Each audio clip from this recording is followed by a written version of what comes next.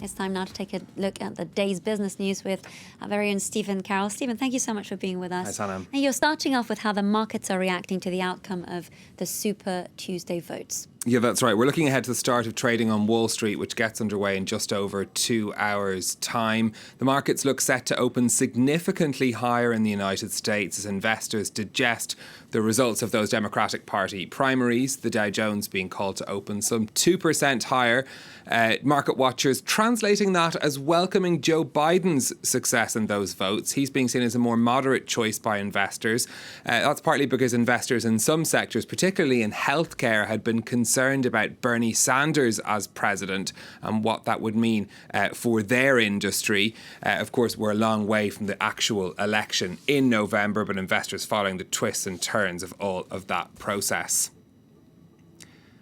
Now, arguably what's been bigger news on the markets was the surprise rate cut by the Federal Reserve on Tuesday. The 0.5 percentage point reduction was meant to calm fears of the damage the coronavirus outbreak would do to the US economy. It's the biggest cut since the financial crisis. But US markets tumbled in response on Tuesday, not the reaction the Fed chair was hoping for. I don't think we have all the answers, but we do believe that our action will provide a meaningful boost to the economy. More specifically, it will support accommodative financial conditions and avoid a tightening of financial conditions, which can weigh on activity. And it will help boost household and business confidence. Well, let's take a look at how European shares are trading this lunchtime. The open had been pretty tepid after that rate cut from the Federal Reserve. Certainly not the usual response to an interest rate cut, but things have picked up since perhaps being a delayed reaction to that move by the Federal Reserve. London, Paris and Frankfurt all up over 1% this lunchtime. There is, though, a broader debate now about how effective action by central banks will be in alleviating the effects on the economy from the coronavirus. South Korea's government, meanwhile, is preparing to spend the equivalent of almost €9 billion in emergency stimulus to combat the effects of the slowdown on the economy there. That's almost 3 times the amount the government spent in reaction to the SARS epidemic in 2003. South Korea has seen more than 5,000 cases of the virus so far. Yuka Roya reports. South Korean soldiers on the front line. The army has sent manpower to help mask manufacturers cope with heightened demand. With more than 5,300 cases, the country is the second most impacted by the coronavirus outbreak after China, and the government is pulling out all the financial stops. We are putting all our policy focus on minimizing the economic fallout, especially for vulnerable sectors, small to medium-sized businesses and self-employed people. The government is rolling out emergency measures to fight the virus outbreak. It's asking Parliament to approve a stimulus package of 11.7 trillion won, which would increase its already record-high budget for this year by more than 2%.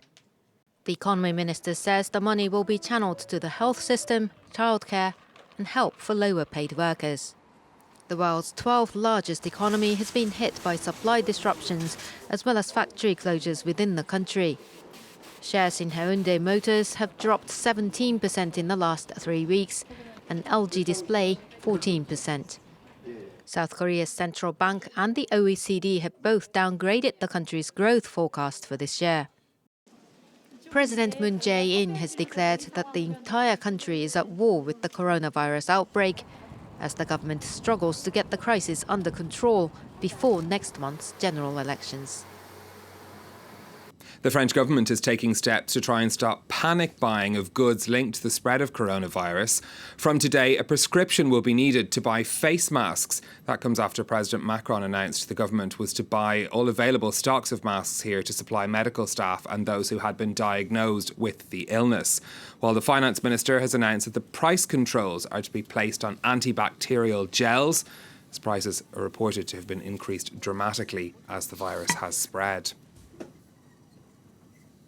Meanwhile, the world's major technology companies are also taking steps to address the epidemic. Amazon has removed tens of thousands of listings from its website to combat price gouging on items like face masks, while Facebook is trying to stop rumours and false information from spreading among its 2 billion users. Empty shelves as people rush to stock up on toilet paper. The rapid spread of COVID-19 has sparked panic buying and hysteria, partly driven by rumours spread online. Facebook has renewed its pledge to tackle fake news over the virus and announced it will give free ads to organisations like the WHO, CDC and UNICEF to help them get out timely, accurate information. Social media companies have been working to take down posts and videos with bogus claims about the virus. From the outset, the WHO had made fighting misinformation a priority. We have worked with Google to make sure people searching for information about coronavirus see WHO information at the top of their search results. Amazon, meanwhile, has removed more than 1 million products as part of its crackdown on vendors trying to capitalise on shortages of hygiene products. There is no place for price gouging on Amazon. We are disappointed that bad actors are attempting to artificially raise prices on basic need products during a global health crisis. Tech firms have themselves been affected by the spread of the virus. Twitter has asked staff to work from home. Google and Facebook have both cancelled their developers' events in the spring.